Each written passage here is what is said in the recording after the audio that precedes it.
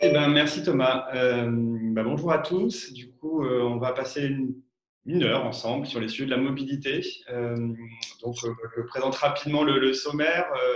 Je ne vais pas le détailler et faire paraphraser, on va dire, le slide. Mais l'idée, c'était surtout de travailler sur les enjeux avant, après Covid et comprendre aussi comment on peut accompagner les employeurs sur ces sujets de mobilité durable avec des perspectives et surtout un certain nombre de bonnes pratiques qu'on a essayé d'identifier. Alors, je préviens tout de suite, on n'aura pas la chance de pouvoir les détailler en une heure, mais ça nous permettra quand même d'avoir le mérite de balayer large et d'avoir fait l'exercice d'être exhaustif. Le tour de table. Donc, moi, je suis assez ravi de manière générale de pouvoir introduire ce webinaire. Je laisse peut-être Stéphane ou Clément se présenter. Oui, bonjour, je m'appelle Stéphane Amand, je suis le leader du pôle mobilité au sein de Carbone 4. Carbone 4, c'est un cabinet qui accompagne la transformation du monde économique vers un monde décarboné et adapté au changement climatique. Et j'ai un passé dans les transports. J'ai travaillé pendant 10 ans dans l'aéronautique avant de rejoindre Carbone 4, c'était en 2008. Donc voilà, je suis un dinosaure du carbone. Bonjour, donc Clément Mallet, donc je suis consultant senior au sein de la pratique mobilité avec Stéphane, et moi j'ai un passé plutôt du côté conseil et audit en développement durable chez un des Big Four, et donc, voilà, je suis ravi de présenter ce webinaire aujourd'hui. Génial. Et donc, je suis Timothée Keller, donc je suis cofondateur d'EcoDev. On reviendra dessus par la suite. Alors, peut-être en quelques mots, pourquoi et comment ce webinaire est arrivé. Alors moi, il y a 10 ans ou un peu plus de 10 ans en montant EcoDev, j'avais rencontré Jean-Marc Jancovici, donc fondateur de Carbone 4, pour travailler un peu sur les réflexions carbone. Il m'avait gentiment répondu. Et 10 ans après, on s'est revus pour faire un rapide bilan.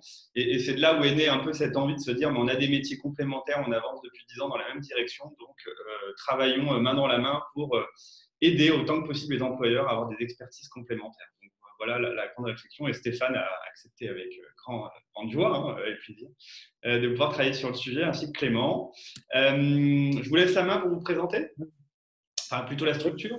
Oui, je vais aller vite. Je pense que EcoDev comme Carbone 4 sont connus par la plupart des participants aujourd'hui. Et déjà, je remercie tous les participants. Vous êtes nombreux et ça fait quand même très plaisir de savoir que ces sujets vous intéressent. Donc Carbone 4, c'est un cabinet qui est né en 2008, donc, comme je le disais, qui est spécialisé sur les stratégies de transition bas carbone et d'adaptation au changement climatique. Aujourd'hui, on est, vous voyez, ce slide n'est même pas à jour, on est plutôt une soixantaine de collaborateurs. Voilà, c'est quelque chose c'est une équipe qui grossit. On a une grosse antériorité et on est multisectoriel. On travaille sur tous les secteurs de la vie économique et notamment la mobilité. Je ne vais pas rentrer dans le détail des offres, mais on a deux grands axes et si quelque part pour le garder en tête, pour le résumer, et je vais le formuler un peu différemment de ce que vous avez là sous les yeux. En fait, on a deux grandes familles d'offres pour nos clients. Il y en a une, c'est de répondre à la question quel est votre impact sur le changement climatique, et l'autre famille d'offres, c'est comment le changement climatique impacte votre activité. Voilà, c'est comme ça que je pourrais résumer les grandes offres de Carbone 4. Et en ce qui concerne la mobilité, je ne vais pas rentrer dans les détails non plus. Ce que je voulais simplement dire, c'est que Carbone 4 a une vision qui est systémique sur toute la chaîne de valeur de la mobilité. Voilà, depuis la construction, les infrastructures, en passant par évidemment les opérateurs. Donc, on travaille avec tous les acteurs de la chaîne de valeur de la mobilité, et y compris avec les entreprises qui ne sont pas dans le secteur de la mobilité, mais qui ont des enjeux de mobilité, comme on a tous des enjeux de mobilité. Merci. C'est vrai que c'est un sujet qui est fédérateur, puisqu'il nous concerne tous. Alors, en ce qui concerne EcoDev, donc ça fait un peu plus de 10 ans. Alors, j'aime bien redire notre raison d'être qui est assez récente, réveiller ou éveiller les organisations pour stimuler l'engagement et provoquer le changement, donc tout un programme. Mais au final, si je simplifie, notre métier, c'est d'accompagner en termes de conseils, d'action et ainsi que la conduite de changement, donc les employeurs dans leur réflexion RSE, climat, énergie, mobilité durable, biodiversité, et depuis peu économie circulaire. Voilà. On veut démocratiser ces thématiques et les rendre concrètes autant que possible. Alors, ça me permet d'introduire un doutant qu'on a lancé l'année dernière sur les sujets de la mobilité durable, puisque ça fait plus de 10 ans qu'on accompagne les employeurs sur ces sujets. On a bien compris un certain nombre de limites liées au cognitif en particulier. Donc, du coup, on a voulu créer un écosystème dont Carbone 4 fait partie pour pouvoir aider les employeurs à s'approprier ce management de la mobilité. On croit beaucoup à la mise en place d'indicateurs, au pilotage. Accompagner le changement, puisque on fait appel à des changements d'habitude. Donc, sous la force, comme récemment, on a été contraint, on l'a fait, mais sinon, ça nécessite quand même d'être volontaire. Travailler sur une démarche de sobriété et d'innovation frugale, puisqu'on ne peut pas imaginer demain être tous en voiture autonome, par exemple, ou se télétransporter. Enfin, voilà, on a besoin de travailler sur des choses qui soient viables économiquement et surtout énergétiquement. Et on veut valoriser autant que possible les solutions innovantes ou les acteurs engagés. Puisqu'il y en a plein, ça c'est la bonne nouvelle, mais souvent elles sont peu visibles ou les anciens, on va dire, réflexes reviennent. Les premiers objectifs qu'on se fixe, c'est d'aider les employeurs à identifier les solutions, c'est de comprendre également comment on peut travailler certaines problématiques. Je vous passe rapidement, hein, puisque du coup ça peut être assez détaillé, mais travailler sur la visibilité aussi, ou des retours d'expérience de terrain, puisque du coup on a beaucoup de bonnes pratiques et je dis souvent que le client idéal, l'employeur idéal sur la mobilité, c'est l'ensemble de plein d'employeurs au final. Donc il faut se les partager et puis travailler sur les études d'impact socio-économique parce que du coup on a souvent des fausses bonnes idées. C'est intéressant de calculer et de voir un peu plus large que simplement les ROI classiques. Alors les parties prenantes de cet écosystème, il y a des institutionnels, des lobbyistes ou tout simplement des acteurs du changement monde associatif. Il y a des employeurs qui financent, un certain nombre de ces gens-là financent l'écosystème, et puis des solutions qui sont des acteurs finalement plus ou moins innovants. Je dis plus ou moins parce qu'il y a beaucoup de sujets par exemple autour du vélo en ce moment, et le vélo n'est pas forcément une innovation en tant que telle. Mais voilà. Je pense avoir tenu les délais, Stéphane, sur cette petite introduction. Je suis très content. On va balayer maintenant les enjeux de la mobilité avant le Covid. Et je laisse la main, du coup. D'abord, quelques chiffres clés pour rentrer dans le dur du sujet sur les enjeux avant le Covid. On voit voilà, que la mobilité, certes, c'est un droit essentiel, mais qu'il y a des contreparties assez majeures. En termes de temps, d'abord, 10 heures de déplacement par semaine, 10 heures par semaine sont consacrées au déplacement, donc près de 50% pour le travail. Donc, c'est énorme dans la vie de tout un chacun. C'est un secteur parmi les autres qui est quasiment exclusivement dépendant du pétrole à 90%, donc une dépendance énorme, ce qui explique les deux autres chiffres que vous voyez à droite, qui sont les 3 tonnes de CO2 moyens par an par personne liés au transport et le fait que ça représente le tiers de la consommation d'énergie finale en France. Et en parallèle, on a d'autres enjeux qui sont des enjeux économiques, une deuxième source de dépenses des ménages après le logement, voire troisième en fonction des catégories socio-professionnelles. C'est le premier facteur de stress pour un certain nombre d'habitants d'agglomération, en tout cas sur la région parisienne et Île-de-France. C'est aussi beaucoup de déplacements pour des toutes petites distances, puisque la moitié des déplacements sont inférieurs à 7 km. Et puis des enjeux qualité de l'air assez forts, 48 000 décès. Donc troisième cause de mortalité évitable après l'alcool et le tabac, sachant qu'aujourd'hui, en plus, sur un certain nombre d'agglomérations, avec les périodes de canicule, on est en alerte, pic de pollution, avec alternance de véhicules, donc on le reverra, mais le monde d'après est maintenant. Ou avant. Donc une dépendance forte vis-à-vis de la voiture, oui, on a voulu simplement illustrer avec deux chiffres clés, mais 88% des foyers possèdent des véhicules à énergie fossile, donc finalement on se déplace aujourd'hui grâce à toutes ces énergies fossiles et le pétrole en particulier.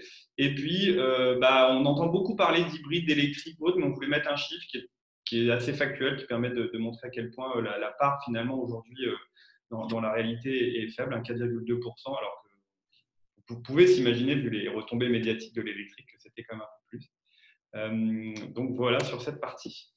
Et ce que vient de dire Timothée se confirme parfaitement quand on se concentre sur ce qui nous intéresse aujourd'hui, qui sont les actifs, et donc pour les actifs, la mobilité domicile-travail. En effet, pour les actifs en dehors de l'exception peut-être francilienne, la voiture est écrasante dans les trajets des actifs, 78% en province. Donc vraiment une part de la voiture qui est écrasante pour les trajets des actifs.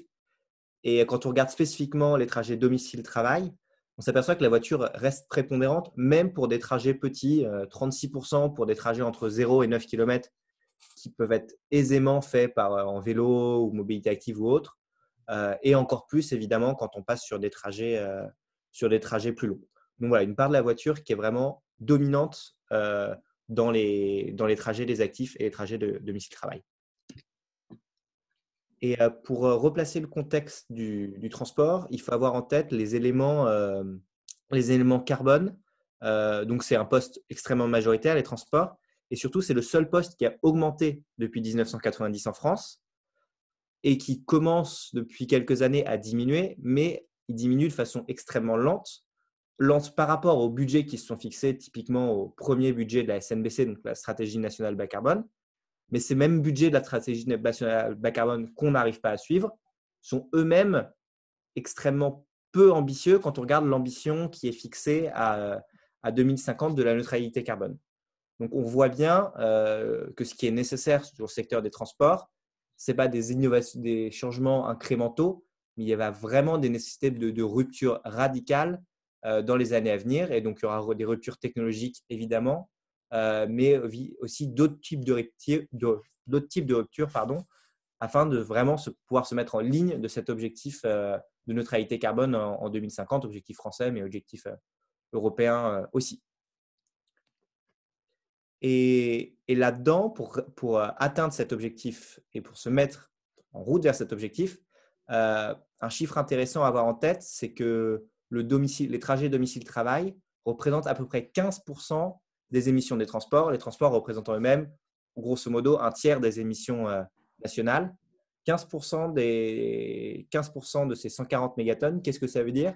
Ça veut dire qu'on parle de quelque chose qui est à peu près du même ordre de grandeur que le déplacement par camion en France. Donc, le domicile-travail, c'est grosso modo, en termes d'émissions de GES, le déplacement des camions. Donc, ce n'est pas du tout un poste anecdotique dont on va parler beaucoup aujourd'hui. C'est vraiment un poste absolument inévitable si on veut avoir une stratégie cohérente pour atteindre les objectifs de court terme de la stratégie nationale bas carbone et de plus long terme, les objectifs vraiment marqués qui sont ceux de la neutralité carbone en 2050. On vous a remis ici quelques éléments de facteurs d'émission, donc les émissions liées au déplacement en fonction des modes, donc voiture, moteur thermique, bus, moto, métro, tramway, trottinette, vélo électrique. Qu'est-ce que ça nous enseigne? La première chose que ça nous enseigne, et on y reviendra plus tard dans le webinaire, c'est que lorsqu'il y a des possibilités de changer de mode de transport, de passer de la voiture à d'autres modes, clairement, c'est une piste ultra fondamentale qui ne doit absolument pas être négligée. La voiture est très clairement et de loin, par passager, par trajet, le mode de transport le plus émissif. Maintenant qu'on a vu un peu ce contexte général, n'hésitez pas à nous poser des questions en commentaire s'il y a des interrogations sur ce qu'on a pu dire. On reviendra aux questions à la fin. Maintenant qu'on a pu voir ce contexte, on propose d'aborder un peu plus les actualités, donc voir qu'est-ce que le Covid a changé sur ce contexte-là.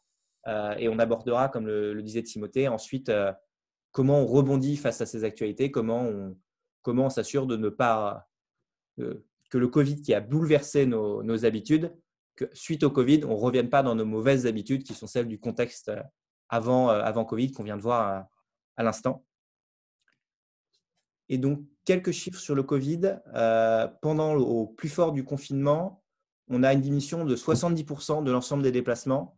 Et ce chiffre de 70% est globalement, on le retrouve globalement si on se concentre exclusivement sur le travail. En effet, avant Covid, on a 20 plus 6%, donc 26% à peu près de nos déplacements qui sont liés au travail. Pendant le Covid, c'est uniquement 6% une part qui représente 6% du total qui est maintenue. Donc aussi une diminution de 70% des déplacements de domicile-travail. Donc c'est vraiment un changement majeur qui ne peut pas ne pas laisser certaines traces.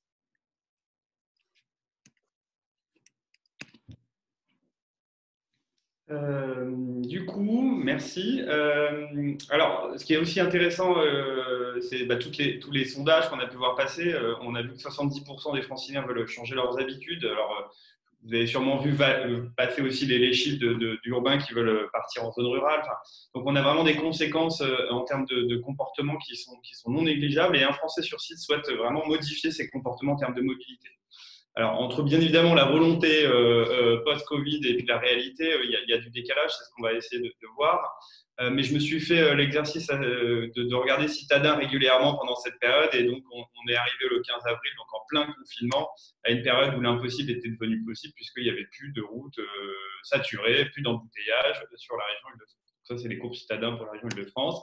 Et puis, j'ai commencé à les suivre au fil de l'eau. Donc, le 25 mai, le 9 juin, c'est les courbes noires. Hein. Donc, vous voyez qu'on est encore dans le vert, mais ça monte doucement. Et hier soir, j'ai regardé, donc on est à l'état quasiment stabilisé sur un certain nombre de plages horaires dans la journée. On est en période de pic de pollution. On a des aménagements qui sont arrivés. Donc, en fait, quand vous prenez un taxi ou quand vous commencez à prendre votre voiture, vous vous apercevez que le monde d'après, c'est maintenant. Et a priori, sur la voiture, on a des enjeux quand même assez pharaoniques.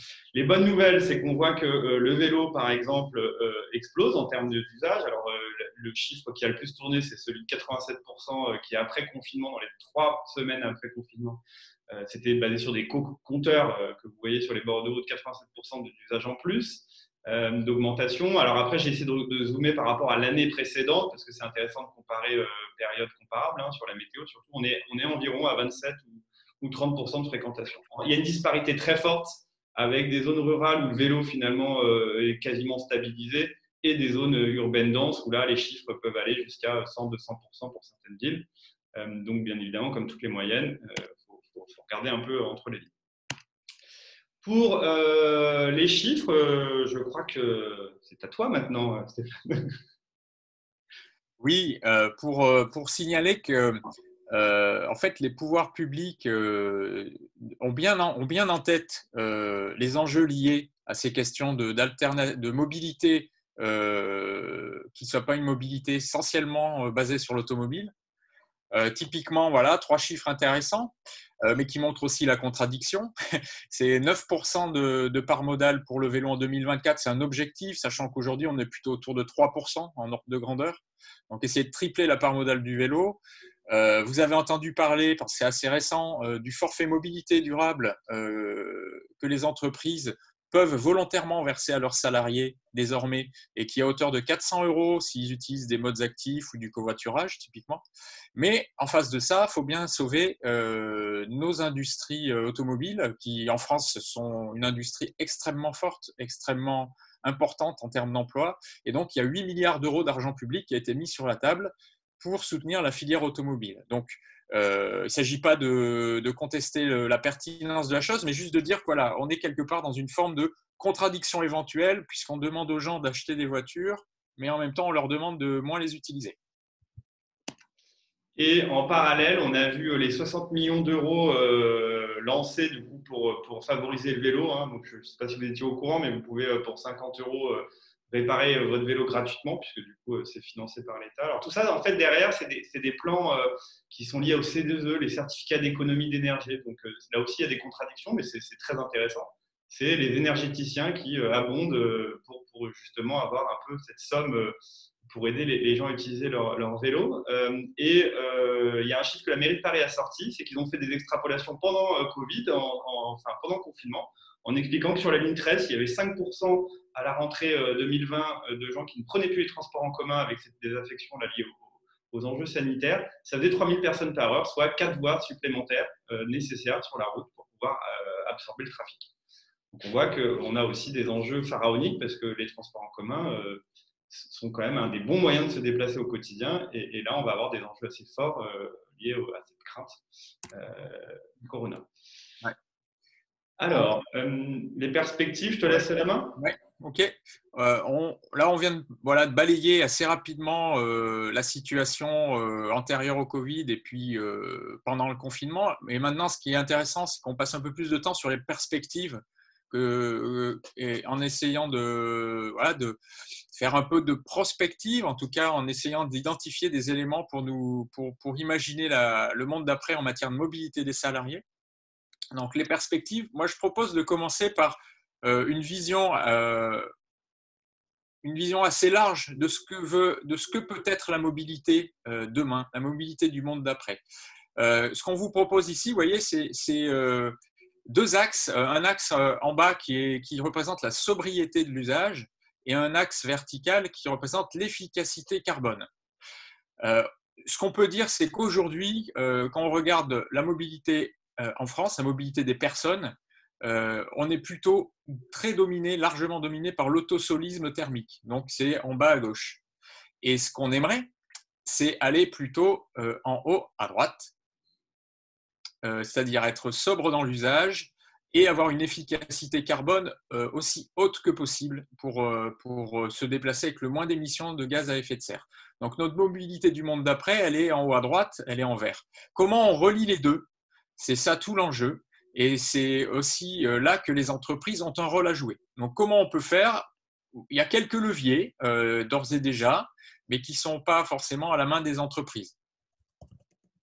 Typiquement, vous voyez, ça peut être de réduire les distances parcourues, ça peut être très technologique en changeant de vecteur énergétique, les biocarburants, l'hydrogène, s'il est vert, les EPDM, hein, typiquement les trottinettes électriques, les vélos électriques, etc. Mais là-dessus, les entreprises ont que peu de leviers pour agir sur ces éléments-là. Par contre, typiquement, elles peuvent appuyer d'autres solutions qui vont apparaître après. Voilà. Typiquement, les modes actifs. Là, on va y revenir, hein, mais les entreprises peuvent proposer, peuvent inciter leurs collaborateurs à favoriser les modes actifs, à favoriser le covoiturage, l'éco-conduite des collaborateurs. Enfin, voilà. Il y a tout un ensemble de leviers qui sont à la portée des entreprises, sur lesquels elles peuvent agir et qui permettent, en tout cas nous, on en est convaincus, d'aller vers la mobilité du monde d'après. Alors, on a repris du coup effectivement un petit visuel d'un partenaire à kilomètre à pied pour justement essayer de séquencer ou de catégoriser du coup les gains à la fois pour les salariés et les employeurs sur les sujets de la mobilité, en tout cas les conséquences de changement d'habitude. Donc, je ne vais pas vous les balayer tous, mais on voit bien que si on consomme moins d'essence, c'est des enjeux financiers assez intéressants. Surtout que les coûts ne vont pas diminuer dans les mois ou les années à venir, sans être dans le flash info. Les kilomètres parcourus, donc là on est sur des enjeux d'usage en termes de comportement, de stress ou également de qualité de vie de manière générale finalement. Alors il y a aussi le sujet marque employeur. On a de plus en plus là, des demandes de DRH ou de dirigeants d'entreprise qui veulent refondre vraiment la localisation des bureaux et ou la localisation des salariés finalement. Donc on a un vrai enjeu qui n'existait pas avant Covid de manière très marginale et qui devient là, assez prégnant dans notre quotidien. Moins de voitures, bien évidemment, c'est des enjeux de place, de qualité de vie dans les centres urbains, de productivité également pour les employeurs parce qu'on a des enjeux financiers, même si je sais que le MEDEF poussait beaucoup à ce qu'on utilise beaucoup la voiture pour des questions de productivité. Finalement, on s'aperçoit que maintenant le discours change aussi un peu concernant le vélo, par exemple, et les particules fines ou les enjeux de carbone. On l'a déjà balayé précédemment, mais on est sur des enjeux aussi d'image ou de responsabilité, puisque du coup, on voit bien que les nouvelles générations, par exemple, ont cette forte attente d'avoir un employeur de plus en plus éthique sur les sujets climat. Et donc, on est sur des enjeux où on va balayer maintenant les différents sujets qu'un employeur peut adresser auprès de ses collaborateurs, avec le premier qui est celui peut-être le plus d'actualité finalement, puisqu'on a tous été confinés, qui est la non-mobilité. Voilà, la non-mobilité est devenue un réel sujet. Alors, on a voulu dresser le portrait, donc ça c'est une source Malakoff-Médéric qui font un baromètre tous les ans sur le sujet du télétravail, donc je ne vais pas vous rentrer dans les chiffres du portrait, mais globalement, ce qu'on peut retenir, c'est que le télétravail peut finalement être un usage qui va concerner finalement 40% des Français. Donc, on a 60% des Français qui, de toute manière, ne peuvent pas à date faire du télétravail. Donc, on entend beaucoup parler de télétravail en ce moment. Voilà, ce qui est effectivement intéressant sur un certain nombre, mais on verra après, attention aux dérives possibles. Mais il ne faut pas négliger quand même ces 60% de gens qui vont avoir besoin de se déplacer pour travailler, se rendre physiquement. Alors, on prend dans l'hôtellerie, on peut prendre dans le tourisme, un certain nombre de métiers. On l'a vu avec les aides-soignants, les médecins ou autres, où on a quand même des limites. C'est important de le préciser parce que souvent, les décisions sont prises dans des sièges sociaux où les usages et comportements ne sont pas forcément les mêmes que la plupart des collaborateurs sur un territoire. Et on le voit via les chiffres. Les actifs qui télétravaillent sont principalement en Île-de-France, 41%, donc on est pile poil dans le maximum potentiel. Dès qu'on sort, par exemple en Normandie, on est à 11%. Donc il y a une vraie disparité des territoires. Et je vais rajouter aussi qu'il y a une inégalité face au télétravail liée au sujet du cadre de télétravail. Parce que quand vous avez une pièce dédiée, que vous avez un jardin, que vous avez des enfants ou pas, tout ça va avoir une influence sur votre quotidien de télétravailleur. Et donc, on voit aujourd'hui qu'il y a ces limites qu'il faudra a priori restructurer assez fortement. Autre élément de limite à prendre en compte, et là on parle de résultats qui ont été publiés en mars 2020, donc qui sont très récents, qui est sur l'impact en termes de durée, distance totale parcourue, l'impact du télétravail sur la distance totale parcourue par les salariés. Et de façon contre-intuitive, en moyenne, télétravailler pourrait amener à rallonger les distances parcourues, en fait, en raison d'un effet rebond qui est principalement que les personnes qui télétravaillent, on voit avoir tendance à habiter plus loin de leur lieu de travail. Et donc, même si elles font moins de déplacements domicile-travail, la distance moyenne de chacun de ces déplacements est plus grande, mais aussi la distance moyenne de chacun de leurs autres déplacements du quotidien, typiquement pour les activités sociales et de loisirs. Donc voilà, ce sont des chiffres très récents de l'étude Forum Vie Mobile. Donc il faut les prendre avec des pincettes. Ce que ça amène surtout comme réflexion, c'est de se dire que le télétravail, c'est une option à considérer évidemment, mais à considérer avec soin et en regardant bien les populations auxquelles on s'adresse pour éviter d'éventuels effets rebonds qui pourraient être néfastes. L'ADEME est en train de faire des études en parallèle sur ces sujets qui seront probablement diffusées dans les mois à venir. Alors, sur les bonnes pratiques à suivre pour le télétravail, donc en moyenne, on était à 1,6 jours par semaine avant Covid, et puis on est passé quasiment à 5 jours par semaine, voire 7 jours 7 jours sur 7 à domicile. Quelles leçons en tirer? On a quand même vu un certain nombre d'enjeux sur la psychologie des collaborateurs. Alors, il y a eu ce sentiment d'appartenance qui a disparu chez certains en termes de lien avec son employeur. Alors, il y a un sujet qui est lié aussi à l'image de soi. On est tous là dans un monde virtuel maintenant, et l'exemple de ce webinaire est parlant. Et on voit qu'on a des conséquences peut-être à moyen et long terme. Alors ça, c'est les docteurs en psychologie sociale qui vont vous le dire, mais se voir derrière une caméra, c'est pas la même chose que d'être en vrai. On peut pas se toucher, bien évidemment, et sentir un certain nombre de choses. Et on voit qu'il y a, je fais souvent cette parenthèse, mais l'année dernière, on a eu un pic de chirurgie esthétique. Alors, cette parenthèse qui est un peu décalée, mais la majorité des gens qui ont fait de la chirurgie esthétique l'année dernière, c'est des 18-30 ans, je crois. En tout cas, c'est supérieur aux plus de 50 ans. Pourquoi? Parce qu'il y a tous ces filtres qui font qu'on est plus beau en caméra, et il y a aujourd'hui toute la partie jeunesse, on va dire, de manière générale, qui ne supporte plus de se voir moins beau que ce qu'il est. Donc, on a un vrai sujet social associé avec les syndromes, par exemple, de la cabane. Je ne sais pas si vous avez eu parler, mais beaucoup de gens ont eu peur et ont encore peur de sortir de chez eux, se désociabilisent. Et donc, ça a des enjeux de productivité et d'inégalité aussi après sur le retour à l'équilibre. Pour le travail en équipe, je ne vais pas revenir, mais il y a des spécialistes qui ont commencé aussi à revenir en arrière sur le sujet du télétravail intensif pour des questions de communication, de créativité, d'investissement, d'organisation. On parle aussi beaucoup de management en taylorisme finalement sur le télétravail, puisqu'on va contrôler des tâches et puis une qualité de mission.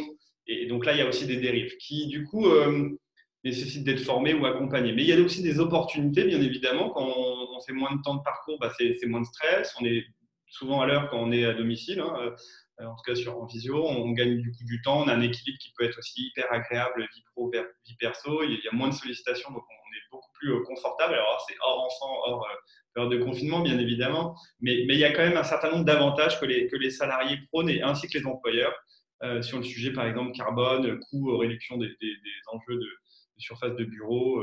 Voilà. Mais ça nécessite quand même, et on l'a mis dans une opportunité, d'avoir des nouvelles méthodes de management et d'appréhender le sujet différemment. Là, on est passé vraiment comme un direct de zéro à beaucoup, très peu à enfin énormément. Et là, il y a un vrai ajustement à avoir.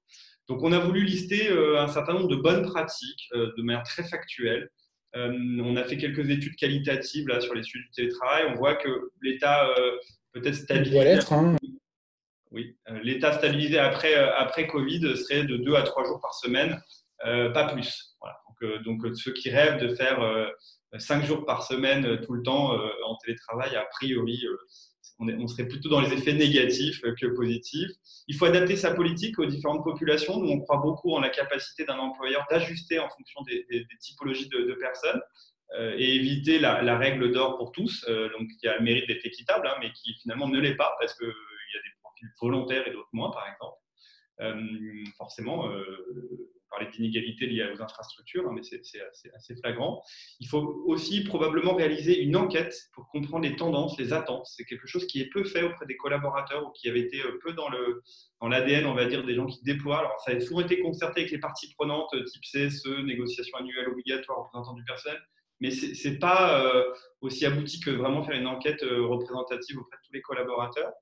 Il faut disposer effectivement d'espaces de travail adaptés, ça paraît évident, mais alors là, il commence à avoir de plus en plus, et ça permet de rebondir à l'autre point, des tiers-lieux et des réflexions de tiers-lieux, de télétravail, coworking mutualisé. Alors, on n'est plus tout à fait dans le télétravail quand on est dans un tiers-lieu, mais c'est un autre vocabulaire, mais c'est des réflexions à pousser. On a vraiment un sujet aussi de communication et de formation, on l'a déjà vu, mais c'est essentiel. Manager de l'humain qui n'est pas présent au bureau, c'est beaucoup plus complexe, ça demande une empathie différente, une approche. Et là, on a vu beaucoup de webinars qui sont passés sur les formations des managers liés enfin, pour vous mettre quelques liens, mais il ne faut vraiment pas hésiter à être décomplexé sur le fait qu'il faille accepter de se former à ces nouvelles pratiques et avoir aussi beaucoup d'échanges et des points de passage. Donc, par exemple, toutes les semaines, faire 1 heure de revue d'équipe ou même de manière plus fréquente que précédemment. Voilà, donc c'est surtout aussi pour éviter le décrochage quelque part lié au télétravail. Le décrochage peut être professionnel, mais peut être aussi personnel, on l'a beaucoup vu. Tout le monde au départ était très bien mis en avant dans les conférences et bien rasé et encore bien habillé. Puis plus le temps est passé dans cette période de Covid, vous l'avez sûrement constaté, plus les enfants arrivaient et moins on était préparés. Et donc à un moment donné, quand on discute avec des docteurs en sociologie, vous expliquent qu'effectivement, il ne faut pas trop se laisser aller puisque après on arrive à des dérives qu'on ne maîtrise plus. Je crois que maintenant, Stéphane, Ouais. ou pas, peut-être. Hein. Non, effectivement, on va passer au mode d'actif et aux EDP. Alors, les EDP, c'est quoi? C'est les engins de déplacement personnel, c'est toutes les trottinettes, gyropodes et compagnie qui permettent de se déplacer plus vite tout seul. Alors, donc on l'a vu tout à l'heure, les pistes cyclables sont beaucoup plus utilisées. Donc, ça, c'est le chiffre un peu et c'est l'opportunité associée à tous ces modes. Donc, vous l'avez sûrement vu, mais il y a des opportunités très fortes liées aux infrastructures. Souvent, le frein, pour beaucoup, c'est la sécurité, c'est la cohabitation avec les voitures. Et donc là, on a vu exploser les pistes temporaires. Plus elles seront utilisées, plus elles seront maintenues. J'ai même vu dans certaines agglos et à Paris, par exemple, le vélo politain, donc, qui est vraiment les axes qui remplacent finalement, ou qui est au-dessus des métros ou des tramways, pour pouvoir compenser le manque de certains usages. Il y a eu des opportunités et il y a de plus en plus d'opportunités pour les employeurs. Alors ça, on fait beaucoup de veille via l'écosystème, mais typiquement, alors là, j'ai mis CityScoot parce qu'ils ont lancé une offre qui est vraiment à destination des employeurs. Donc, les employeurs peuvent payer des crédits de déplacement et de mobilité pour leurs salariés. Et là, c'est de la mobilité électrique en l'occurrence. Et on a vu aussi des opportunités de solutions. Je ne sais pas si vous avez vu passer, mais BlaBlaCar a lancé son service de trottinette que personne n'avait vu venir. Mais il y a là une explosion des services autour du free floating et des mises à disposition de services. D'ailleurs, ce qui est intéressant, c'est que depuis hier, beaucoup communiquent, que ce soit sur l'autopartage, le covoiturage, le free floating, sur les chiffres, et qui annoncent finalement une chute de 80% pendant Covid, et là, un état qui redevient un état stabilisé, voire pour certains en forte croissance. Donc, on a vraiment des nouveaux modèles et des nouveaux usages qui sont en train d'arriver. Il faudra regarder dans le temps s'ils tiennent, bien évidemment. Cette forte croissance, du coup, a des enjeux, des contraintes. Donc, les contraintes structurelles, les infrastructures. Vous l'avez sûrement vu, mais sur certains axes, maintenant, il y a plus de vélos que de places. Et donc, on se retrouve. Voilà, merci. Ah, merci. Ah, j'ai un écho, je sais pas. On va continuer. Je ne sais pas si quelqu'un a allumé son micro ou si quelqu'un pourrait peut-être. Merci. Donc, du coup, on a des infrastructures non adaptées avec trop de monde et des dérives. Hein.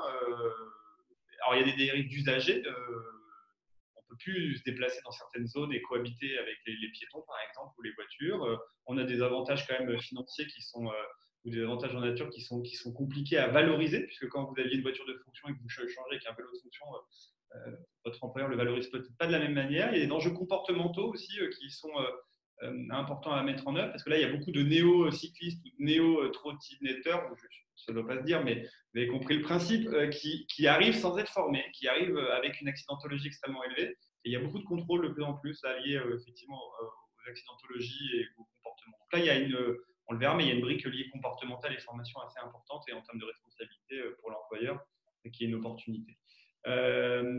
Alors, les avantages, c'est bien évidemment quand on est tout seul sur son vélo en termes de barrières sanitaires, on respecte tout simplement ce qu'il faut faire aujourd'hui pour éviter cette propagation du virus. En termes de stress et de coûts, c'est aussi hyper intéressant parce que se déplacer à vélo, il y a eu pas mal d'études, mais par exemple, d'autres moyens, ça évite des enjeux de saturation, de retard, etc. Ça permet de faire une activité physique quotidienne, 6 à 9% de productivité pour ceux qui font un peu de sport au quotidien, annoncé par le MEDEF. En plus, ce serait dommage de s'en priver. Toute la dépendance aux énergies fossiles et aux enjeux pétrole, par exemple, ou impact climat, on est aussi quand même sur des sujets qui sont extrêmement intéressants. Et la productivité ou ponctualité, j'en ai parlé. Mais pour l'employeur, c'est aussi donc des avantages en termes d'enjeux de marque employeur, surtout, j'insisterai peut-être là-dessus, puisqu'on est vraiment dans une dynamique où on ne peut plus se permettre, et les obligations légales sont arrivées, ne plus intégrer ce facteur mobilité et carbone dans le management de son quotidien. Il y a effectivement la ponctualité, productivité. Enfin, je ne vais pas vous remettre tous les chiffres, mais on voit bien qu'aujourd'hui, un certain nombre de profils comme les cyclistes sont même au-delà de la productivité et de l'efficacité, sont simplement mieux dans leur basket, plus à l'aise, et moi je mettrais même plus heureux, qui est compliqué à mesurer. Alors les bonnes pratiques, il y en a pas mal.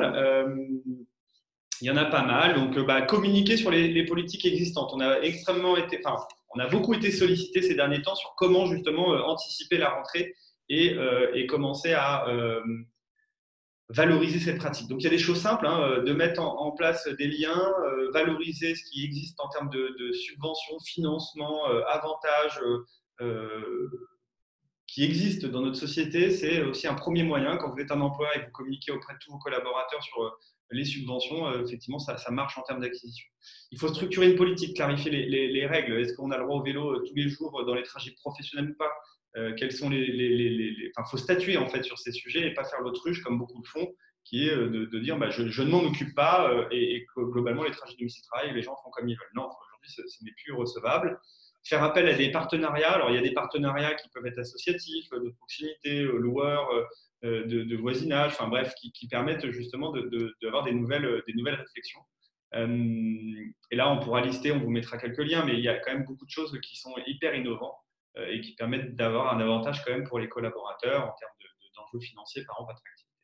Donc, déployer des services et des infrastructures adaptées, les places de parking saturées pour les vélos, ou où est-ce qu'on met sa trottinette, les abris ou les racks. Là, on voit que beaucoup de gens cochent la case pour le faire symboliquement, mais on n'est pas encore bien formé, que ce soit dans l'urbanisme, dans le monde de l'architecture ou de l'aménagement d'immobilier. Souvent, c'est peu adapté. J'insiste lourdement sur ce point parce que des racks à vélo, c'est un métier que de les implanter au bon endroit et d'avoir les bons modèles pour que les cyclistes quotidiens réguliers les utilisent, puisque beaucoup ne sont pas forcément bien adaptés. Donc, il faut former, sensibiliser, soutenir avec des moments clés autour de ces sujets. Donc ça, c'est aussi important de voir que c'est dans la durée. On a trop souvent vu la journée vélo, la semaine européenne, et puis après plus rien toute l'année. Donc voilà, gardez en tête qu'il faut mieux faire un petit peu tout le temps que beaucoup d'un coup. Déployer le forfait mobilité durable. L'État nous a dit 18 mois, en fonction de la capacité des employeurs de l'utiliser ou pas, de le récupérer ou pas, ce forfait, ça sera peut-être imposé. Donc autant le tester maintenant et ajuster le tir avec le sourire que de main contraint. Ça permet de dynamiser sa marque employeur et sa politique RH.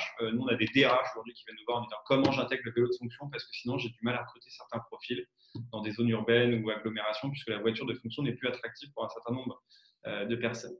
Et d'ailleurs, il n'y a pas que les jeunes. Je ne veux pas cloisonner les catégories en âge parce que sur ces sujets, c'est un peu faux. Les indicateurs et les objectifs, il faut les avoir, il faut les structurer. Et là, c'est là où le bas blesse. Souvent, si on a une étude tous les 3 ans sur ces sujets qui n'est pas exhaustive d'ailleurs ou pas qualitative pour certaines, c'est le maximum. Et rares sont les employeurs qui ont des outils de pilotage mensuels ou réguliers. L'exemplarité, c'est ressorti dans un label vélo, pro vélo employeur qu'on est en train de finaliser avec l'ADEME et la FUB, où en fait on s'attend de plus en plus à ce que nos managers et notre on va dire employeur soient exemplaires sur le sujet. Donc là, il faut arrêter aussi le parking à vélo isolé, caché, mal mis, et puis les places de parking pour la direction avec les grosses voitures, plus la plaque et le nom de la personne. Enfin, voilà, là-dessus, c'est exemplaire. Et dans beaucoup de pays, en Hollande, en Norvège ou d'autres, on a des managers qui sont très exemplaires et du coup, moins de freins au changement. Et il faut former des gens à être compétents. On appelle ça des ambassadeurs, qui sont les premiers filtres pour traiter toutes les objections.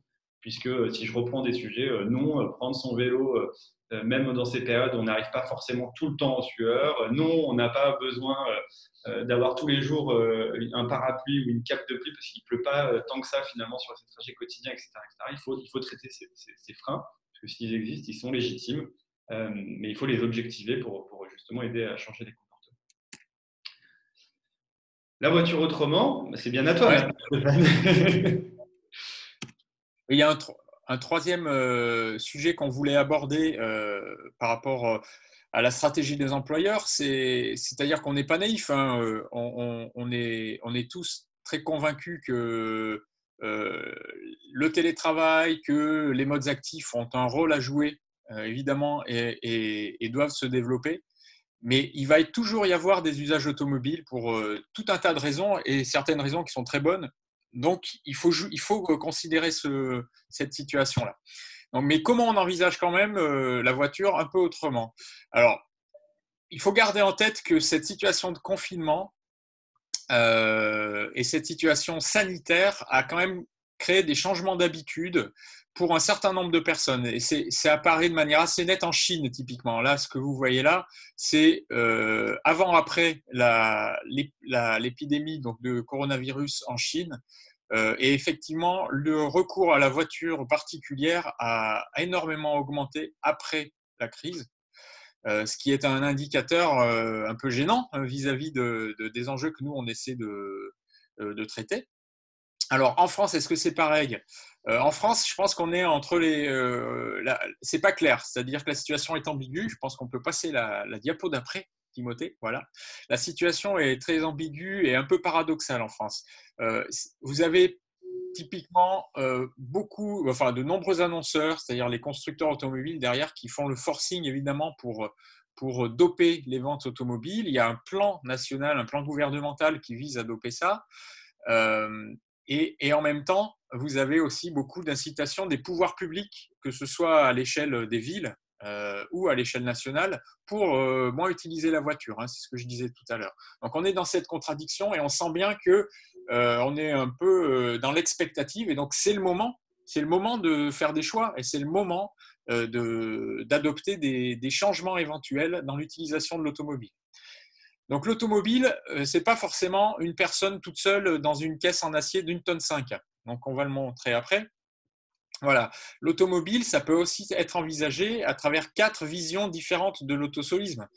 Vous avez l'autopartage, donc c'est des parcs de véhicules qui sont accessibles aux abonnés et qui du coup sont partagés et donc qui sont mieux occupés.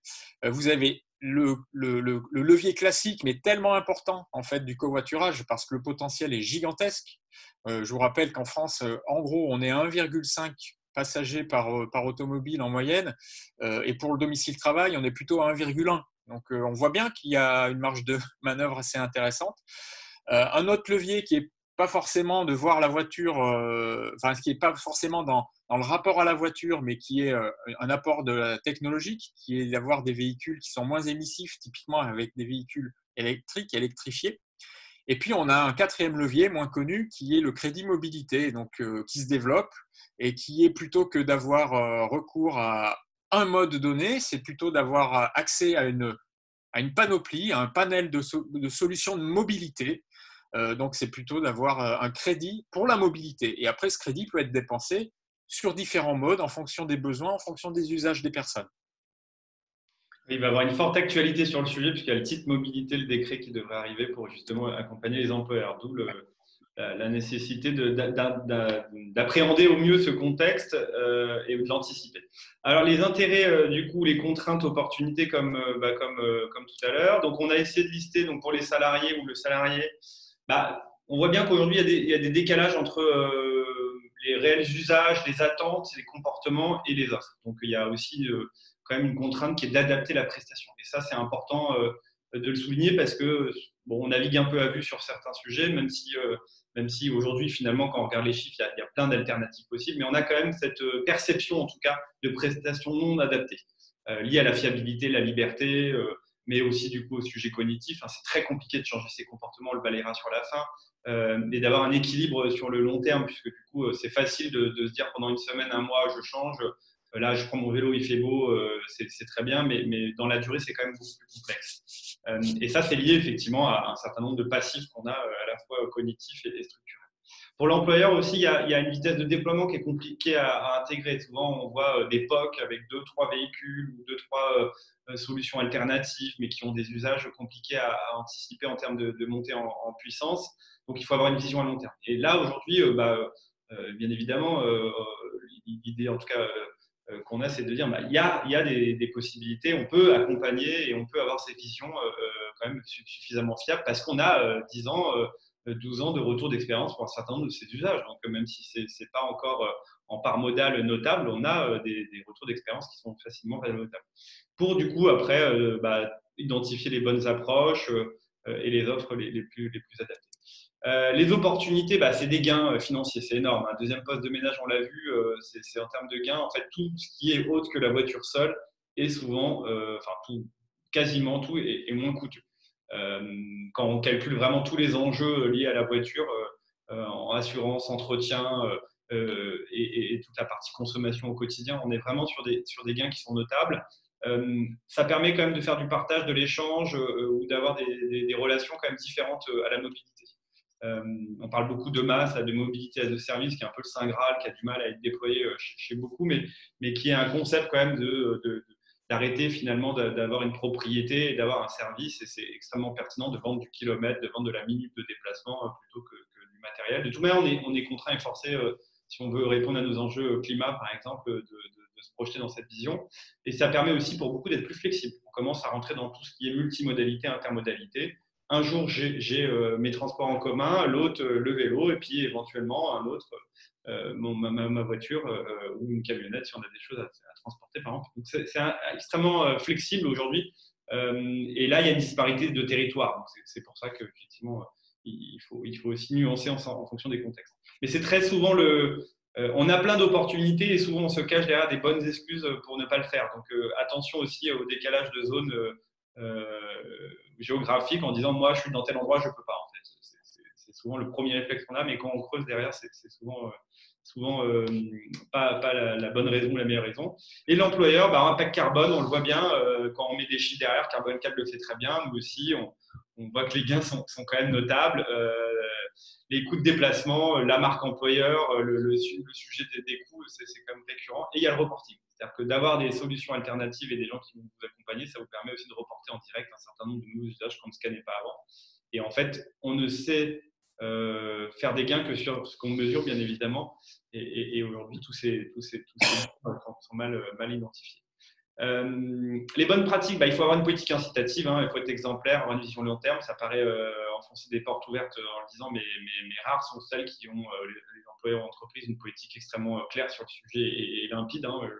Je suis un peu négatif, mais bon, voilà, pour traîner sur le sujet depuis quelques années quand même, on voit que là, il y a des gains énormes. Comprendre le potentiel, c'est peut-être tout bête, mais il faut comprendre qui, comment. Sur l'autopartage, déployer pour 200 personnes 3 voitures, ça ne marche pas. Ça crée plus de frustration qu'autre chose. Il faut avoir dès le début un ajustement en phase avec les attentes, parce que sinon, on est vraiment dans la contrainte plutôt que l'opportunité. Prévoir des espaces dédiés, visibles, avoir des parkings aussi avec des politiques associées en termes de répartition de pouvoir, on va dire, de se garer, faire des notations pour pouvoir attribuer, on va dire, des places en fonction de critères qui sont équitables. Tout ça, ça n'était pas dans la culture des employeurs et il faut vraiment commencer à débuter sur ça. Donc, avoir une flotte effectivement adaptée, ajustée, parce que du coup, c'est des vieux réflexes et souvent, on fait du leasing, c'est mécanique, ça fait 10 ans, 20 ans qu'on a des contrats, des cartes policy, tout ça, il faut que ça saute. Il faut valoriser les nouveaux usages. Clairement, il y a beaucoup de gens aujourd'hui qui tentent un certain nombre de choses. Il faut les valoriser, il faut les mettre en avant, il faut les féliciter. Il y a la possibilité ou l'intérêt de mutualiser aussi avec ses voisins pour les PME ou pour les entreprises qui sont on va dire, locataires dans des immeubles, par exemple, sur la zone d'activité. C'est vraiment extrêmement pertinent là, de décloisonner les politiques de voisinage et les mutualiser. On a beaucoup de projets où il y a des associations d'entreprises qui se créent et qui financent. Donc tout le monde met un peu au pot et c'est l'association qui s'occupe de tous ces sujets. Donc une association d'employeurs. Et là, on a des reports modaux qui fonctionnent. J'ai des chiffres qui font passer de 3 à 6 à 7%. Ça peut paraître petit, mais sur du vélo, par exemple, en 3 ans. Donc, on est vraiment sur doubler en 1 an ou 2 ans, peut-être les quantités d'usage. Et créer des nouveaux partenariats. Alors, on a beaucoup travaillé avec Blablacar et on était assez fiers, et on continue encore. Mais il y a un certain nombre d'employeurs qui, à la fin on va dire, ces dernières années, voulaient associer son image, effectivement, sans forcément aller plus loin, mais il y a une association d'image et une association finalement de partenariat qui est extrêmement intéressante et qui tire vers le haut finalement, puisque est très challenge. En résumé, alors du coup sur la partie résumé, on voulait quand même revenir sur un sujet qui est le sujet comportemental, puisqu'on voit que quand même là on est sur un retour à la normale, il ne faut pas se voiler la face, pic de pollution, embouteillages qui reviennent, voitures très présentes, on verra en septembre. Beaucoup se projettent en septembre en imaginant que septembre, ça va être une révolution et une vraie on va dire, période de changement, alors qu'a priori, sans être trop négatif ou pessimiste, mais on voit bien que apparemment le virus ne disparaîtra pas à la rentrée. Donc il faut adapter sa communication en fonction des profils. Vous ne communiquez pas de la même manière sur le même sujet aux personnes qui ont des étapes cognitives différentes. Donc quand vous êtes dans un cas où vous n'imaginez pas une solution, il faut déjà vous poser la question de savoir si vous la connaissez. Quand vous êtes dans un état où vous voulez tester, il faut initier. Il faut créer l'engagement, il faut motiver. Et là, peut-être que le forfait mobilité durable est un bon moyen. Et puis sur la fin, il faut entretenir. Et pour entretenir, il y a toute une nécessité effectivement de créer des réelles infrastructures et des usages qui sont adaptés et qui sont intégrés dans la politique. Ça paraît évident, mais si vous travaillez en intégrant ces réflexions dans votre plan de communication, dans le déploiement, en disant le vélo, c'est à la fois du free floating, c'est du vélo de fonction, c'est du vélo en libre service, c'est du vélo qui peut sortir de sa cave pour pouvoir être réparé.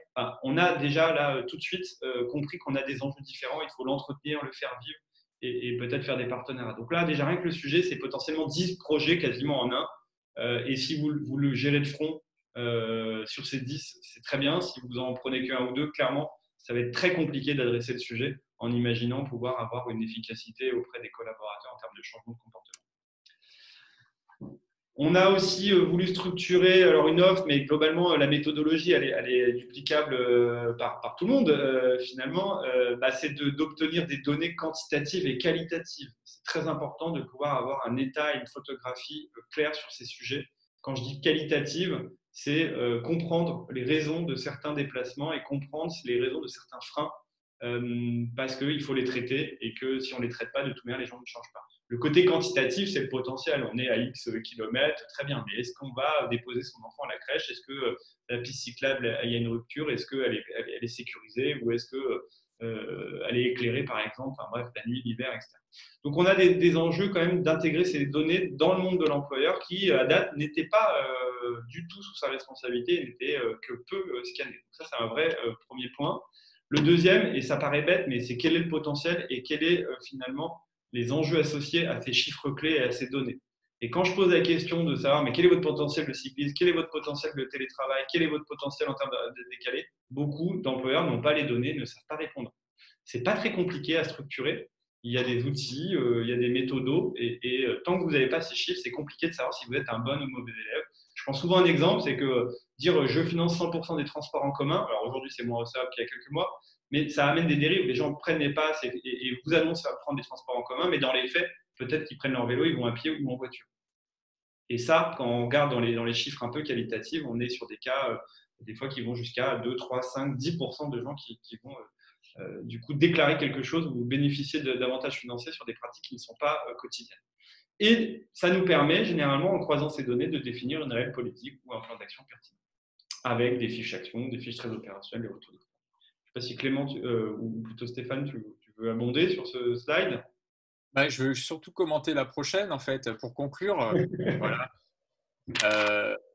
Nous, Carbone 4 et Ecodev, comme Timothée l'a dit en introduction, on a un but qui est commun, on a une histoire différente, mais on considère aujourd'hui qu'on a de telles complémentarités et qu'on partage finalement le même objectif. On a décidé en fait de proposer une offre commune au service des entreprises qui ont envie de bouger, parce qu'on est aussi très, très convaincus, et on le voit tous les jours, qu'il y a plein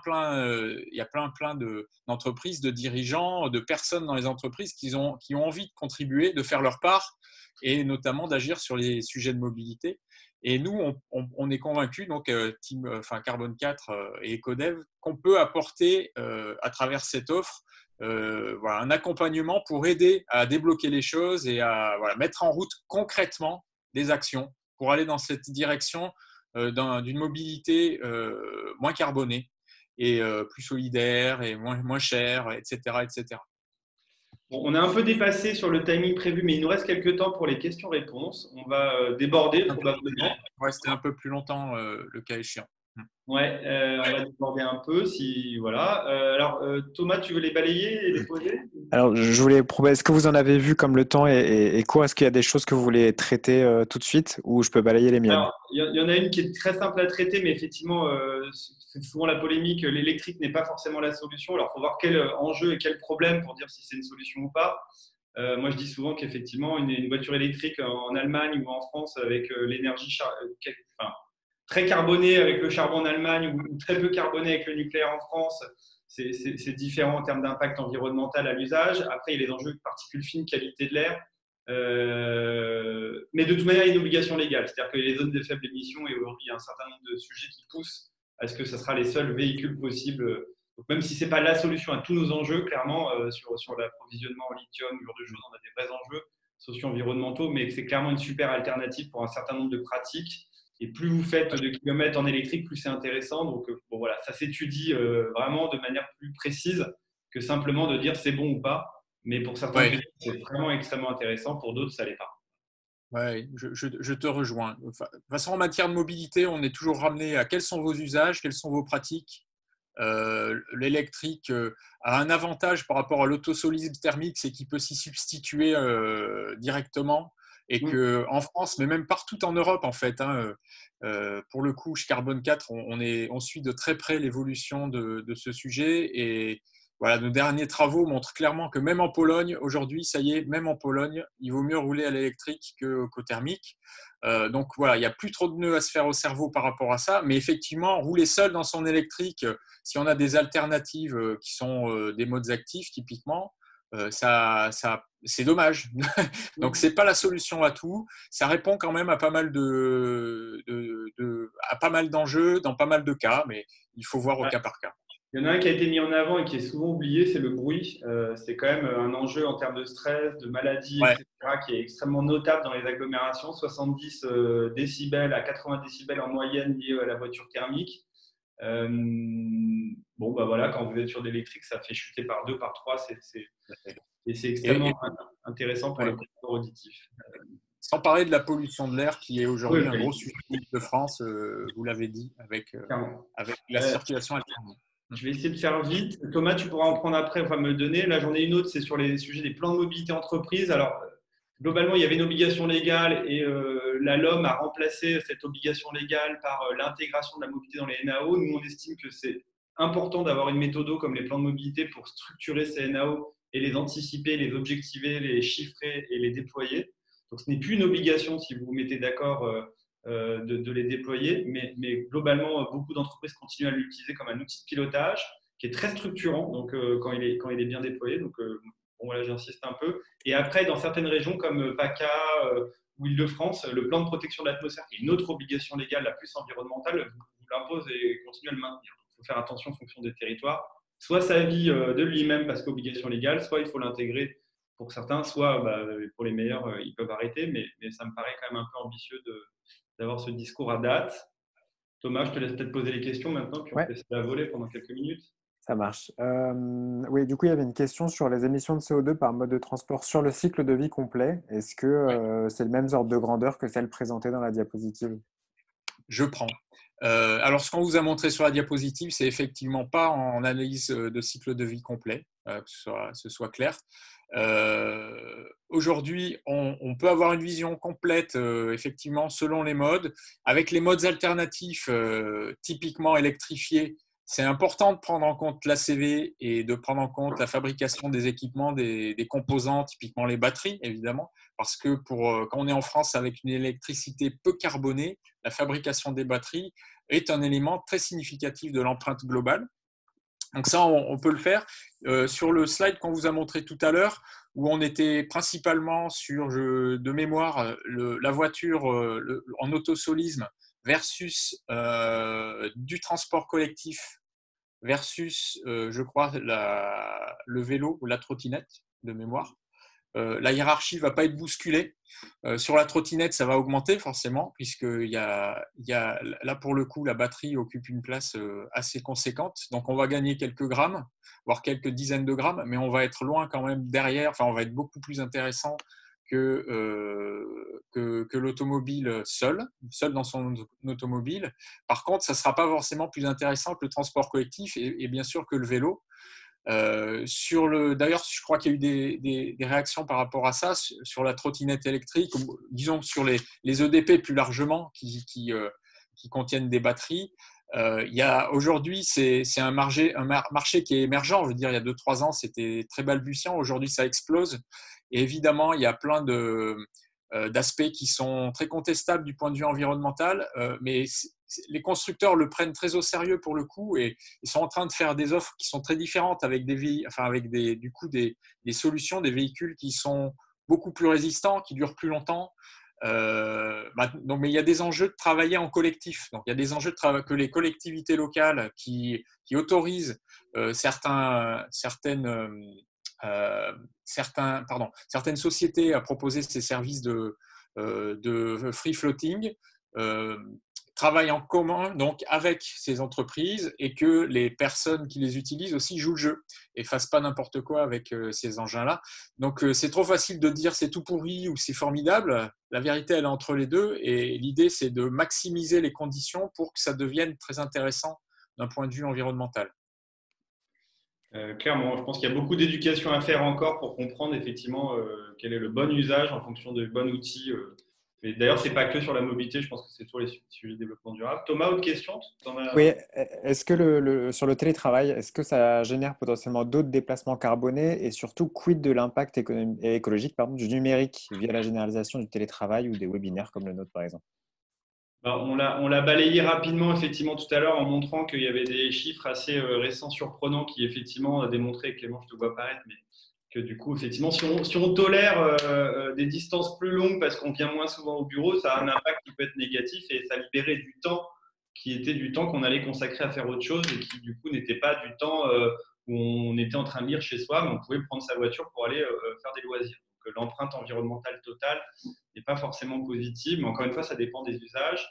L'ADEME est en train de faire 3 études en parallèle, je crois, sur le sujet, donc on est en train d'approfondir avec eux, voir comment on peut les aider, mais on partagera ces résultats bien évidemment, ou ils le feront sans nous d'ailleurs. Et puis il y a un dernier point sur le télétravail, mais qui est lié effectivement à tous les sujets. Si tout le monde doit avoir son imprimante chez soi, tout le monde doit être tout le temps connecté, avoir des ordinateurs plus à jour, des doubles écrans. Alors effectivement, si on commence à calculer tout ça, au-delà du coût de l'électricité, consommation d'eau et la cuisson du midi, on n'est pas forcément gagnant. Je ne sais pas si Clément, tu voulais compléter.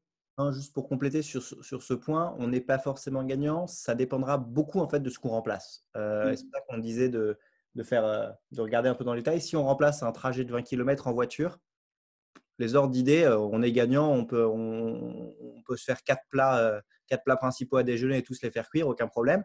Mais si on remplace, si on est dans une situation urbaine, en fait, on remplace un trajet en vélo ou un trajet en métro, là, pour le coup, l'équation est beaucoup moins claire. Thomas? Merci. Oui, il y a une question. Quelles incitations typiques sont offertes par les employeurs français qui vont dans le mauvais sens? En gros, quelles étaient les incitations du monde d'avant qu'il faut arrêter? Exemple, voiture de fonction, parking gratuit. Oui, alors il y en a plein, donc la liste serait assez longue. mais alors, du coup, ça me fait penser à une remarque qui est un peu décalée. C'est que, je ne sais pas si on a parlé rapidement de la voiture, mais il y a quelques semaines, on parlait d'une transition vers la mobilité décarbonée avec le monde de l'automobile français. Puis quelques jours après, c'était plutôt on va faire du verdissement et on va améliorer le parc. Et aujourd'hui, j'ai encore entendu une autre marque, mais je ne vais pas citer les marques. En tout cas, il y a 2 publicités qui passent en ce moment où, en gros, on vous explique que vous achetez votre voiture maintenant, vous la payez plus tard, ou des coûts de voitures extrêmement peu onéreuses, qui sont des voitures thermiques, pas forcément extrêmement, on va dire, innovantes. Et donc, en gros, je fais cette remarque qui est un peu humour noir, hein, je suis désolé, mais c'est en gros, récupérez votre voiture maintenant et puis payez-la quand probablement vous serez dans une crise économique et au chômage quand même beaucoup plus installé. Donc, voilà, donc les réflexes reviennent au galop. Après, effectivement, la voiture de fonction par défaut, les places de parking, le sujet lié à tout le confort autour de cette, on va dire, historique, qui est à la fois fiscale, réglementaire et aussi comportementale dans notre subvention, elle est énorme. Et j'ai regardé les chiffres de la publicité à la télévision il n'y a pas longtemps. Donc, c'est passé deuxième l'automobile, mais pendant longtemps, c'était le premier poste de dépenses des publicitaires. Donc, on a aussi un passif qui est lié à notre inconscient où finalement l'automobile a beaucoup inondé notre cerveau en nous faisant croire que c'était finalement l'apothéose de tous les déplacements. Voilà. J'adore la voiture, hein, je ne suis pas contre la voiture, mais il faut effectivement comprendre qu'aujourd'hui les enjeux sont tels qu'on ne peut plus avoir les réflexes d'avant. Ouais. Je peux peut-être donner deux. Moi je donne 2 exemples, par exemple, pour qu'est-ce qu'il faudrait vraiment changer de mon point de vue. Il y en a un, ce qui est purement fiscal, hein, c'est pour les déclarations d'impôts, hein, quand on fait les frais réels et que, en fait, on réduit d'autant plus ses impôts qu'on a des chevaux fiscaux dans le garage. C'est quand même un peu dommage. Ça, c'est un premier point. Et le second point, qui m'échappe d'ailleurs, c'est tout cet imaginaire qu'on a construit autour de la voiture avec des milliards mis par les constructeurs. Et donc, une mesure qui commence à circuler, hein. Ça a été poussé par des députés. La Convention citoyenne pour le climat en a remis une couche. C'est de limiter, voire d'interdire la publicité pour des produits au sens large. Donc, ce n'est pas que l'automobile, hein, mais pour des produits qui sont typiquement pas compatibles avec un monde à 2 degrés ou 1,5 degré. Et bon, ça me paraîtrait du bon sens. Maintenant, voilà, on est dans une démocratie. Il y a des enjeux industriels derrière qui sont importants. Donc, il faut décider ça collectivement, mais il ne faut pas l'éluder, il ne faut pas le balayer d'un revers de main. Je ne parle pas de la mesure des 110 km/h parce que ça nous mènerait loin aujourd'hui, peut-être dans le débat, et on n'aura pas le temps. Mais voilà, ça en est peut-être une troisième. Il y a le choix du véhicule aussi, hein. Si on a un véhicule, il y a l'ADEME qui fait un classement sur les véhicules les moins polluants tous les ans. Donc, c'est pas compliqué d'aller regarder ces indicateurs, sachant qu'il y a eu quand même beaucoup d'actualités qui ont démontré qu'une voiture d'aujourd'hui pollue plus qu'une voiture d'hier. Alors, quand je dis hier, c'est il y a quelques semaines, mois, parce qu'on a tous, en tout cas beaucoup, ont fait ou font l'acquisition de SUV ou de véhicules qui sont effectivement avec un ratio énergétique peut-être plus performant, mais avec beaucoup plus de poids. Donc voilà, donc vaut mieux une toute petite cylindrée qu'un SUV pour se balader dans Paris, par exemple, ou dans les zones comme Toulouse. Voilà, enfin bref, on pourrait aussi faire très longtemps là-dessus. Thomas, peut-être on en prend une ou deux, je ne sais pas quelle heure il est, mais Ouais, on est fini à 15, comme ça. On peut essayer d'aller jusqu'à 15, oui. Une question sur l'aspect cognitif. Quelles sont les limites cognitives liées à la mobilité que tu as évoquées au début? Les limites, bah, c'est comme toutes les limites de changement de comportement. C'est notre capacité à intégrer à un moment donné notre cerveau à un changement d'habitude et de le garder sur le long terme. Donc, c'est un peu comme on se retrouve à la rentrée en disant tiens, je vais faire du sport ou en fin d'année, j'arrête de fumer ou je boirai moins. Donc, ça, c'est des cas qu'on a en termes de volonté. Après, il faut inhiber les réels, on va dire, changements qu'on veut faire évoluer. Et ça, c'est très compliqué. C'est lié à un environnement, c'est lié à un contexte. Donc voilà, il y a des outils, il y a des méthodes. On ne pourra pas balayer maintenant parce qu'il y a des personnes qui ont fait des thèses sur le sujet et on prend souvent aussi des comparaisons. C'est qu'on est sur le cognitif, un peu comme au Moyen-Âge quand on se soignait en s'ouvrant les veines pour faire partir notre maladie en imaginant que ça allait fonctionner. Donc on est en ce moment en train de découvrir énormément de choses sur les changements de comportement. Donc la réponse n'est peut-être pas satisfaisante, mais ce qui est On sûr, c'est que peut, déjà, il y a la volonté et l'engagement, et il y a l'effet communautaire qui est très important, c'est-à-dire que l'effet de masse, tout le monde confiné, ça marche. Si on avait confiné que la moitié du territoire, à un moment donné, il y a des inégalités, on l'a vu, ça marche moins bien. Le vélo, c'est pareil. Il y a 10 ans, faire du vélo dans des zones urbaines denses, c'était plus compliqué qu'aujourd'hui parce que maintenant, il y a des communautés de cyclistes et donc il y a un encadrement. J'ai vu là qu'il y avait quelqu'un de la FUC qui avait communiqué effectivement sur les associations qui aident. Enfin voilà, donc, il y a aussi ce côté groupe et parce qu'on est des animaux sociaux, hein, donc collectif qui est important d'intégrer dans les changements. ouais. J'en profite pour faire un petit clin d'œil à Laure Wagner, je ne sais pas si elle est toujours là parmi les participants, donc, qui a fondé 1 kilomètre à pied et qui connaît bien les nudges, qui sont un moyen de favoriser les changements de comportement de manière douce, de manière acceptée par les gens, sans avoir un pistolet sur la tempe. Voilà. Oui, il y a ces cas là, par exemple, dans les gares maintenant où vous voyez rouge pour monter ou interdit et vert pour descendre ou possible. Enfin bref, typiquement, il y a des cas d'école dans des gares qui ont fluidifié énormément parce que c'est effectivement les codes couleurs, donc les nudges qui ont aidé ou d'autres. Bon, je ne vais pas rentrer, on avait déjà fait pas mal de choses sur les nudges il y a quelques temps. Prendre une dernière question. Désolé pour celles qui n'ont pas pu être pris en compte. Sur le vélo, plutôt, sur l'accidentologie, est-ce qu'on a des chiffres là-dessus? On sait que c'est une crainte par beaucoup. Alors, il y a des chiffres qui mélangent à la fois les pratiques loisirs et les pratiques quotidiennes, donc elles sont un peu faussées.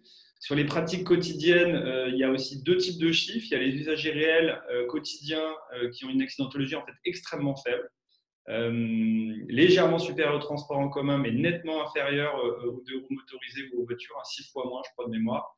Ça, on pourra vous sortir les chiffres du ministère, vous pouvez les trouver. Après, elles sont pas très fiables parce que c'est pas structuré comme il le faudrait pour pouvoir justement répondre précisément à la question.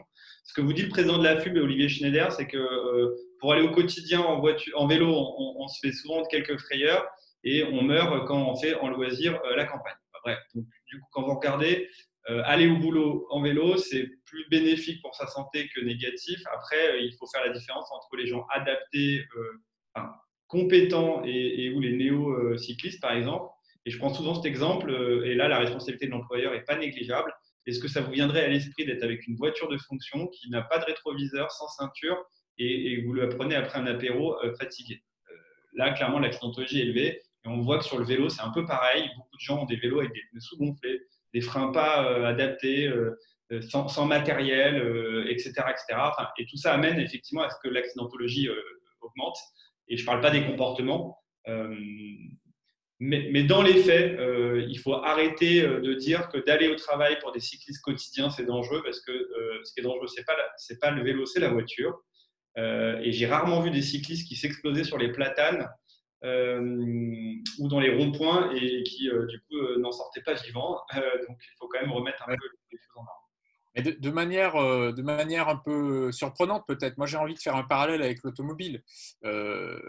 Si on compare l'accidentologie sur la route et sur autoroute, on n'est pas du tout sur les mêmes ordres de grandeur. Et donc en fait, on est ramené aussi à un débat sur les infrastructures. C'est-à-dire, il ne faut pas raisonner par induction, se dire c'était comme ça avant, du coup ce sera toujours comme ça devant nous. Il y a un gros chantier, il y a un gros effort à faire par les collectivités et par les usagers des transports pour améliorer les infrastructures pour les modes doux, les modes actifs, donc typiquement le vélo. Et si c'est adapté, vous pouvez être sûr que la sécurité sera renforcée dans des proportions considérables. On fera un webinaire à la rentrée avec Cyclé, un partenaire, sur justement le sujet sécurité routière et vélo. Voilà, donc ça sera abordé en septembre parce qu'on sait qu'en septembre, on aura beaucoup de cyclistes débutants, donc il va falloir les aider et les former à avoir les bonnes pratiques. Une dernière, Thomas? Oui, alors pardon, je n'avais pas prévu du coup le coup. Je sais, c'est pour ça. Je regarde, j'essaie de sélectionner, désolé. Est-ce qu'il y a des aides financières pour pour des aménagements pour encourager le vélo dans l'entreprise? Quelles Ouais, aides alors, financières là, pour les entreprises? et là, c'est bien Thomas, parce que du coup, je vais pouvoir te mettre en avant. Tu as fait un super logo pour le label Vélo Employeur. On a fait 2 plaquettes avec l'ADEME, la FUB, Cyclé et Allianz aussi, pour justement aider à identifier, référencer et avoir des fiches vraiment recto verso sur les sujets du vélo, de l'assurance, etc. Et qui liste aussi des sites vers ces subventions, puisqu'elles sont nombreuses et de plus en plus. Et d'ailleurs, vous avez plein d'innovations avec les régions qui veulent cofinancer certaines pratiques avec les employeurs. Enfin, voilà, il y a plein d'idées là qui arrivent et qui se matérialisent. Donc, on vous remettra dans le compte rendu, Thomas, tu mettras les liens vers les fiches que tu as faites qui sont très jolies et très efficaces. J'ai pas pris cette question exprès hein, pour mettre en avant. Non, mais je pense qu'on va s'arrêter là. Est-ce que vous voulez chacun dire un petit dernier mot, mais vraiment 2 mots, avant de conclure, de finir? Je voudrais juste remercier les 150 quasiment personnes qui se sont joints à ce webinaire et on espère qu'on va pouvoir contribuer à la transition de la mobilité dans les entreprises. Moi, je dis merci Stéphane, merci Clément pour votre rigueur qui nous a permis de faire ces webinars très structurés. Merci Thomas pour l'organisation et la logistique et merci à tous. Merci à tous. Merci.